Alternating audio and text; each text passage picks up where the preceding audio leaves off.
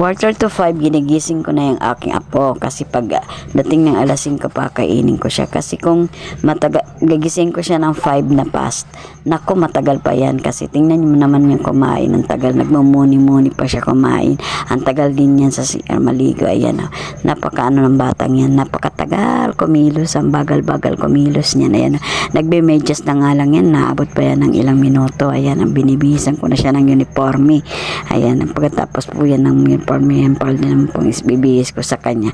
At pagkatapos nyo yan, ay tatalian ko naman yan ng buhok. Nako, ang dami-dami kong gagawin sa kanya. Ang hirap talaga pagbabayang nga po mo, kasi ang daming mga ek-ek, mga tsukaran ba dito sa katawan, di ba?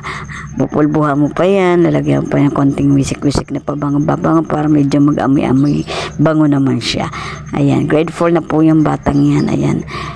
Kaya yan po, sinusuklayan ko na yan. Pero minsan po yan, di ko na yan hinahatid. Ngayon, ihahatid ko po siya kasi pinapunta ko po yan siya sa kaibigan niya. Minsan, pinatatanong ko kung makakasabay siya o hindi. So, ngayon, hindi siya makakasabay kasi nga po, kasama yung magulang at maghahatid po sila ng TV doon sa school. Ng kanilang, TV. Kasi meron po si TV ginagamit sa eskwelahan. Kaya yan ihatid niya at hindi siya makakasabay dahil puno yung e-bike. Kaya yan, ako na lang po ang maghahatid niya sa kanya sa school. Minsan lang naman po yan. Minsan naman po yan, di rin yan nakakasabay doon sa kaibigan niya kasi sa tagal ng pagligo niya at pagkain niya, natatagalan siya. Naku, kaya yan po.